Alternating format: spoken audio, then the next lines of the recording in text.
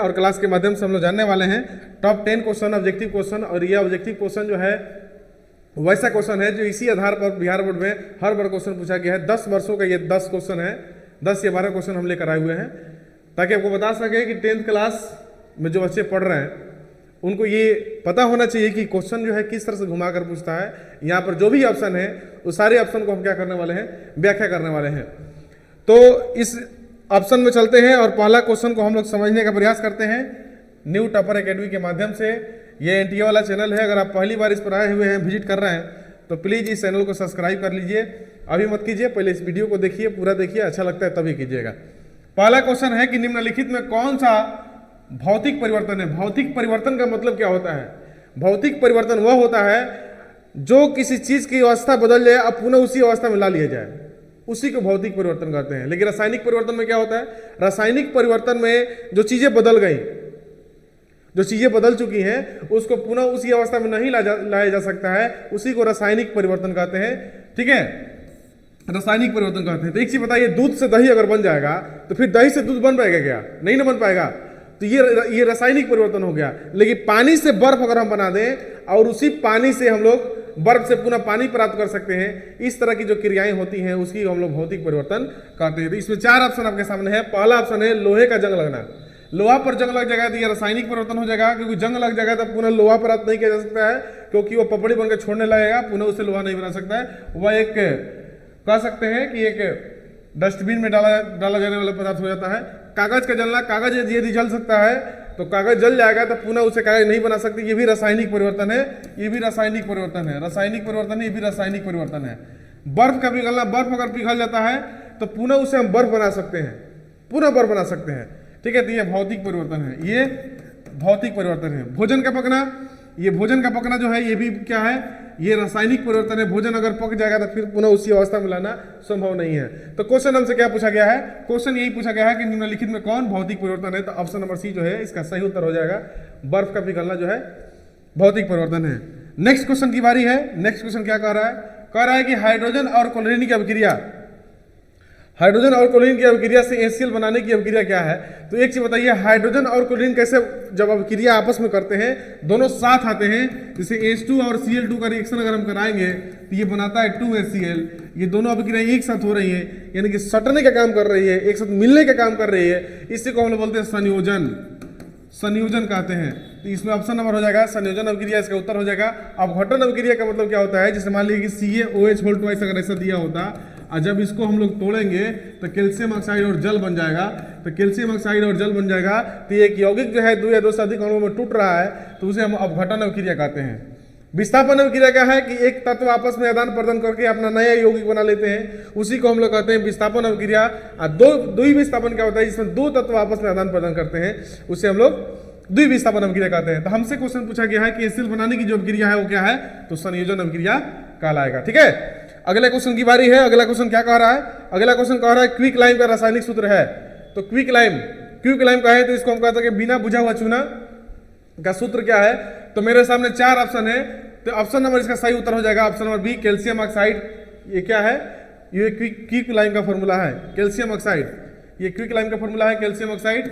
इसको calcium oxide English में कहते हैं, रासायनिक नाम इसका कैल्शियम ऑक्साइड है। और इसका जो व्यापारिक नाम है, जो हम लोग अपनी बोलचाल की भाषा में कहते हैं, इसे कहते हैं बिना बुझा हुआ चूना, बिना बुझा हुआ चूना का ये सूत्र है। ठीक है, कैल्शियम कार्बोनेट की बात करें, कैल्शियम कार्बोनेट की बात कर ले अगर हम, CaCO3 का नाम क्या होता है? Calcium carbonate. और इसको हम लोग संगमरमर कहते हैं, संगमरमर कहते हैं,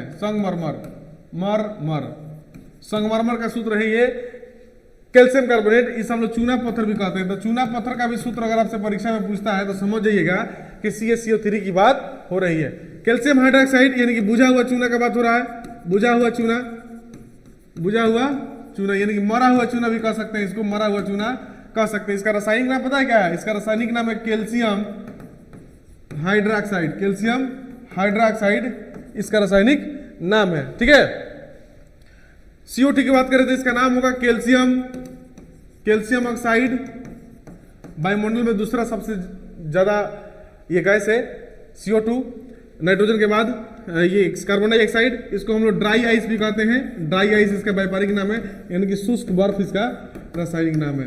किसी भी पदार्थ को हम लोग जलाते हैं तो सबसे भारी मात्रा में जिसमें से धुआं निकलता है तो उसे हम कहते हैं क्या, ये कार्बन डाइऑक्साइड है। ठीक है, कार्बन डाइऑक्साइड के कारण ही ग्लोबल वार्मिंग जो है, पूरे पृथ्वी पर गर्मी लग रहा है ना, अभी गर्मी यदि हो रहा है तो ये पॉल्यूशन के कारण होना है। पॉल्यूशन क्या है, तो पॉल्यूशन जो है कार्बन डाइऑक्साइड का एक हिस्सा है। आगे बढ़ते हैं, अगले क्वेश्चन की बारी है। निम्नलिखित में कौन सा एक प्रबल अम्ल है? तो प्रबल अम्ल है, मेरे सामने ऑप्शन 4 है। प्रबल अम्ल का मतलब वो होता है वैसा अम्ल जो जल में जब घुलता है तो हाइड्रोजन आयन की संख्या ज्यादा होनी चाहिए, उसे हम लोग प्रबल अम्ल कहते हैं। तो इसका सही उत्तर हो जाएगा HCl। HCl जो है इसका सही उत्तर होगा। निम्नलिखित में कौन प्रबल अम्ल है? तो HCl होगा बाबू, ये प्रबल अम्ल होगा। थोड़ा सा सिस्टम में दिक्कत आ रहा है, ठीक है। HCl इसका सही उत्तर हो जाएगा। HCl का मतलब होता है हाइड्रोक्लोरिक एसिड। हाइड्रोक्लोरिक एसिड हम लोग के पेट में जो अम्ल है इसको पेट अम्ल भी हम लोग कहते हैं। पेट अम्ल, HCl को पेट अम्ल भी कहते हैं। उसके बाद से इसको हम लोग सल्फ्यूरिक एसिड का ये फॉर्मूला है। सल्फ्यूरिक एसिड का ये फॉर्मूला है। Sulphuric acid H2SO4, sorry sulphuric acid का फॉर्मूला नहीं है बाबू। ये फॉर्मूला जो है, ये फॉर्मूला है कार्बोनिक एसिड का। कार्बोनिक एसिड का फॉर्मूला है। कार्बोनिक एसिड का फॉर्मूला है, ठीक है। पेप्सी वगैरह हम लोग पीते हैं ना, पेप्सी या कोल्ड ड्रिंक वगैरह हम लोग पीते हैं, उसी में ये रहता है। कार्बन डाइऑक्साइड को घुला दिया जाता है जल में, और जब जल में कार्बन डाइऑक्साइड को घुलाया जाएगा, जैसे ये जल है, इसमें कार्बन डाइऑक्साइड को जब घुलाया जाएगा तो यही बनाता है H2CO3, जिसको हम लोग कौन सा अम्ल कहते हैं? कार्बोनिक अम्ल कहते हैं। कार्बोनिक अम्ल कहते हैं, यह पेप्सी में होता है, ठीक है। उसके बाद से एसिटिक एसिड का फॉर्मूला ये है। एसिटिक एसिड का फॉर्मूला है, एसिटिक एसिड किस में होता है? तो सिरका में होता है। सिरका में होता है। इसका आईपीएसी नाम की अगर हम बात कर लें तो 2 कार्बन है, तो इथेनोइक एसिड का ये फॉर्मूला है। इथेनोइक एसिड इसका आईपीएसी नाम हो जाएगा, और इसका व्यापारिक नाम जो हो जाएगा एसिटिक अम्ल हो जाएगा, जो कि सिरका जैसे पदार्थों में इसको पाया जाता है, देखा जाता है। हाइड्रोजन सल्फाइड का ये फॉर्मूला है, ठीक ना। हाइड्रोजन सल्फाइड का ये फॉर्मूला है। हाइड्रोजन सल्फाइड का ये फॉर्मूला है। ऑप्शन की भी ये बातें हम कर ले रहे हैं ताकि ऑप्शन इसके बाद क्वेश्चन अगर आपसे पूछता है तो कोई दिक्कत ना हो। इसका सही उत्तर हो जाएगा ऑप्शन नंबर बी। अब अगले क्वेश्चन की बारी है। अगला क्वेश्चन क्या कह रहा है? लिटमस अम्ल में किस रंग बदलता है, ठीक ना। तो अम्ल जो है किस रंग में बदलता है? लिटमस अम्ल में किस रंग में बदलता है? तो अम्ल का गुण क्या है? देखिए अम्ल का गुण जो है, नीला लिटमस को लाल में बदल देता है। और क्षार का गुण क्या है? क्षार का लाल लिटमस पत्र को किस में बदलता है? लाल लिटमस पत्र को वह नीला में बदलता है, ठीक है। ये क्षार का गुण है। तो हमसे पूछा गया है कि लिटमस अम्ल में किस रंग में बदलता है? तो लिटमस अम्ल में किस रंग में बदलता है? तो लाल रंग में बदलता है। ऑप्शन नंबर बी इसका सही उत्तर हो जाएगा। क्षार की बात करता है तो यहाँ पर सही उत्तर क्या होता है? लाल लिटमस से नीला बदलता है, तो नीला इसका उत्तर हो जाता है, ठीक है। अगले क्वेश्चन की बारी है। अगला क्वेश्चन कह रहा है कि वॉशिंग सोडा का रासायनिक सूत्र बताइए। तो 4 ऑप्शन आपके सामने है, चारों ऑप्शन पर हम चलेंगे। देखिए वॉशिंग सोडा का सूत्र पूछा है, तो वॉशिंग सोडा क्या होता है? जिसे हम लोग धोने वाला सोडा कहते हैं, ठीक है। इसका जो रासायनिक सूत्र होता है, option number A Na2CO3 into 10H2O होता है। 10H2O का मतलब यह हुआ, जिससे कपड़ा हम धोते हैं, कपड़ा धोने में हमें 10 बाल्टी पानी की आवश्यकता है। 10 बाल्टी पानी लगता है, ठीक है। तो 10 बाल्टी जल 10 बाल्टी लगता है, ठीक है। तो इसका सही उत्तर हो जाएगा Na2CO3। इसका अगर आपसे पूछता है रासायनिक नाम क्या होगा, तो इसका रासायनिक नाम यह हो जाएगा सोडियम कार्बोनेट।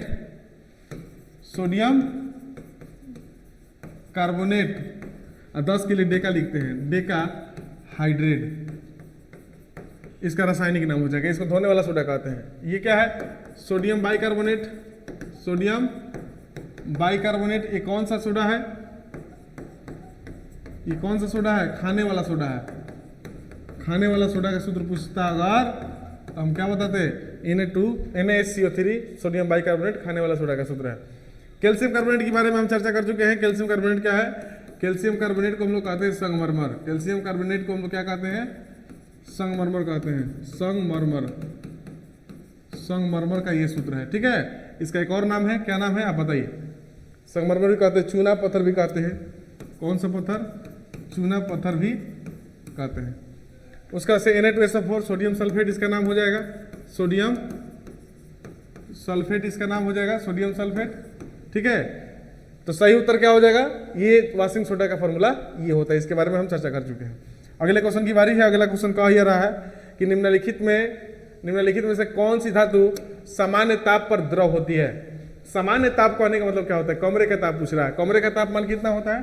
तो सामान्य ताप में हम बात करते हैं, जो कमरे का तापमान होता है, जो कमरे का तापमान होता है, कमरे का तापमान कितना होता है?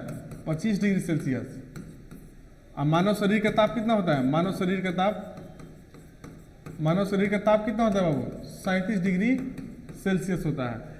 ठीक है, हमसे पूछ रहा है कि सामान्य ताप पर द्रव होती है, कौन सी धातु है? तो पारा एक ऐसी धातु है, पारा जो कमरे के ताप पर क्या होती है? द्रव होती है, पारा। पारा का फॉर्मूला क्या होता है? इसका Hg इसका सूत्र होता है, परमाणु संख्या 80 होता है। यह डी ब्लॉक का तत्व है। आवर्त साइन देखोगे ना तो डी ब्लॉक का सबसे लास्ट वाला तत्व है ये पारा, जो कमरे के ताप पर द्रव होता है। सोडियम की बात करें, सोडियम पोटेशियम 11 परमाणु संख्या होता है।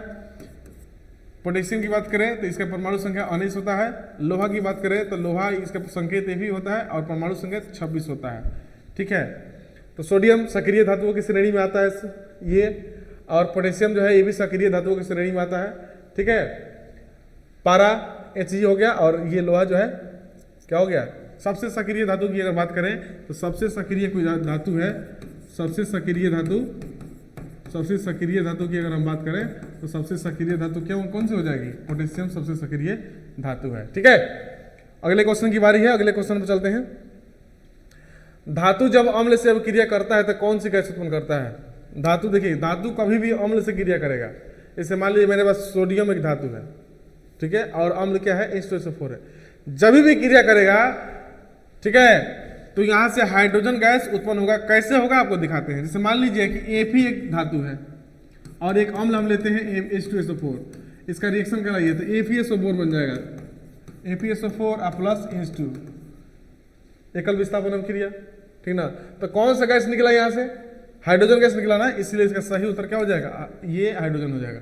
ऑक्सीजन का सूत्र ये होता है, परमाणु संख्या 8, याद रखिएगा। ऑक्सीजन का संकेत O होता है, परमाणु संख्या 8। हाइड्रोजन का संकेत H होता है, परमाणु संख्या 1। कार्बन डाइऑक्साइड ये CO2, ड्राई आइस भी कहते हैं, शुष्क बर्फ। नाइट्रोजन परमाणु संख्या N, और ये परमाणु संख्या 7 होता है।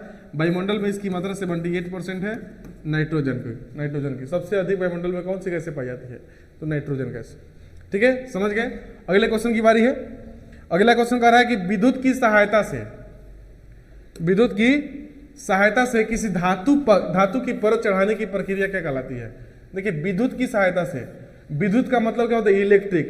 इलेक्ट्रिक की सहायता से, जैसे बिजली की सहायता से किसी धातु पर हम परत चढ़ा रहे हैं। जैसे मान लीजिए देखिएगा स्कॉर्पियो वगैरह, जैसे कार वगैरह का बोनेट वगैरह होता है, उस पर रंग जो है इसे पेंट करके नहीं आता है, उसे इलेक्ट्रिक के माध्यम से चढ़ाया जाता है। तो उसी चढ़ाने की प्रक्रिया को पूछ रहा है, तो क्या कहता है? उसको हम लोग कहते हैं विद्युत लेपन, इलेक्ट्रो पेंटिंग कहते हैं। उसे क्या कहते हैं? इलेक्ट्रो प्लेटिंग कहते हैं। उसी को हम लोग क्या कहते हैं? इलेक्ट्रोप्लेटिंग, विद्युत लेपन कहते हैं। ठीक है, अगले क्वेश्चन की बारी है। अगला क्वेश्चन यह है, निम्नलिखित में कौन सा एक हाइड्रोकार्बन है? तो हाइड्रोकार्बन का पहचान क्या है? जो कार्बन और हाइड्रोजन से ही बने होते हैं वो हाइड्रोकार्बन कहलाते हैं। हाइड्रोकार्बन की 2 शाखाएं हैं, संतृप्त हाइड्रोकार्बन, असंतृप्त हाइड्रोकार्बन। संतृप्त हाइड्रोकार्बन में एक एकल बंध का यूज किया जाता है, इससे एल्केन हो गया। असंतृप्त का हाइड्रोकार्बन में 2 चीजें हम लोग पढ़ते हैं, एल्कीन और एल्काइन। तो हमको यहाँ पर ये बताना है कि निम्नलिखित में कौन एक हाइड्रोकार्बन है, तो जिसमें देखिए कार्बन और हाइड्रोजन किस में आ रहा है? 4 ऑप्शन आपके सामने है। तो कार्बन और हाइड्रोजन वाला कार्बन कौन है? ऑप्शन नंबर बी हो जाएगा। इसको हम मीथेन कहते हैं, मीथेन। इसका नाम है मार्स गैस, मास्टर गैस, गोबर गैस के लिए सबसे इंपॉर्टेंट जो यौगिक है वो कौन सा है? मीथेन है। कार्बन डाइऑक्साइड के बारे में हम बता चुके हैं, ये जल है, ये जल का सूत्र है। ठीक ना, जल में कौन सा बंध पाया जाता है? तो हाइड्रोजन बंध पाया जाता है, हाइड्रोजन बंध का संकेत क्या होता है? Dot dot dot dot dot से जो बंध बनाया जाता है उसे हम लोग हाइड्रोजन बंध कहते हैं। इसका परमाणु भार कितना होता है? इसका अणु भार कितना होता है? 18 होता है। ठीक है, ये नमक का सूत्र है, ये कौन सा नमक है? ये साधारण नमक का सूत्र है, NaCl। ठीक है। इसे खाने योग्य कब बनाया जाएगा? तो NaCl में हम क्या मिलाते हैं? NaCl में हम KI मिला दें या NaCl में हम KiO3 मिला दें, तब ये जाकर आयोडीन नमक बनता है। और वहीं बाजार में जो आता है हम लोग आयोडीन नमक खाते हैं। आयोडीन नमक का सूत्र दोनों होता है NaCl plus KI, NaCl plus KiO3, ठीक है, ये दोनों होता है।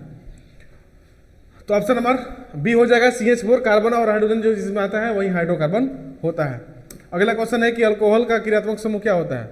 देखिए अल्कोहल का क्या होता है, तो 4 ऑप्शन आपके सामने है। पहला ऑप्शन क्या है? CHO, दूसरा ऑप्शन है OH, तीसरा ऑप्शन क्या है? COOH, ऑप्शन नंबर डी है CO है। तो कौन है अल्कोहल पूछ रहा है? अल्कोहल। तो देखिए ये है एल्डिहाइड का, ये है एल्डिहाइड का, एल्डिहाइड है, ये है अल्कोहल का, OH लगा है इसलिए ये अल्कोहल है। ये है कार्बोक्सिलिक एसिड का, कार्बोक्सिलिक एसिड का ये सूत्र है, और ये है कीटोन का। और हमसे क्या पूछा है? अल्कोहल का क्रियात्मक समूह, तब आसानी से बता सकते हैं अल्कोहल का क्रियात्मक समूह ऑप्शन नंबर बी। अगर आपसे यही पूछता कि एल्डिहाइड का क्रियात्मक समूह क्या होगा तो क्या हो जाता? CHO होता। अगर आपसे पूछता कार्बोक्सिलिक एसिड का समूह बताइए तो COOH होता। अगर आपसे ये पूछता कीटोन का बताइए तो CO होता। ईथर का भी पूछता तो O होता है सिर्फ, ठीक ना, ये आप जानते हैं, इसलिए ऑप्शन नंबर बी इसका सही उत्तर हो जाएगा। अगला ऑप्शन है साबुन और डिटर्जेंट में मुख्य तत्व कौन सा होता है? तो साबुन और डिटर्जेंट में मुख्य तत्व जो होता है वो क्या होता है? देखिए 4 ऑप्शन आपके सामने, सल्फर, सोडियम लवण, कैल्शियम और अमोनिया। इसका सही उत्तर हो जाएगा सोडियम लवण जो होता है साबुन और डिटर्जेंट में मुख्य यह तत्व होता है, ठीक है, सोडियम लवण, ठीक है। सोडियम लवण, सल्फर है, यहाँ पर सल्फर का संकेत एस होता है, परमाणु संख्या 16 होता है। सोडियम लवण, सोडियम में कुछ भी लवण हो सकता है, SO4 भी हो सकता है, NaCl भी हो सकता है, लवण बनाने के लिए Na2CO3 भी हो सकता है, ठीक ना, तो ये सभी लवण है, ठीक है, इसीलिए ऑप्शन नंबर ये हो जाएगा। कैल्शियम, कैल्शियम ये है एक धातु है, इसका परमाणु संख्या 20 होता है, ठीक ना, एक धातु है और ये एस ब्लॉक का तत्व है। अमोनिया NH3, NH3 का फॉर्मूला होता है अमोनिया का, ठीक ना, सड़ी हुई मछली का जो गंध होता है वो अमोनिया जैसा आता है, ठीक है। फ्रिज वगैरह अगर किसी के घर हो तो उसमें भी अमोनिया गैस होती है। ऑप्शन नंबर बी इसका सही होता है उत्तर होगा। न्यू टॉपर्स एकेडमी के बैनर से आप ये चीज़ जानिए कि एक विद्यार्थी की जीवन की कड़वी सच्चाई क्या है? कड़वी सच्चाई यह है कि आजकल परीक्षा के परिणाम में विद्यार्थी कितने नंबर ला दें तभी भी उसका परिवार कभी खुश नहीं होता है। जितना भी वो नंबर ला दे कभी उसका परिवार खुश नहीं होता है। इसलिए नंबर के बदले सीखने पर जरूर ध्यान दें कि आप जिस क्लास में हैं क्या सीखते हैं क्या नहीं सीखते हैं। ये बात कही जा रही है उपेंद्र सर की ओर से, जो कि संस्था के डायरेक्टर है।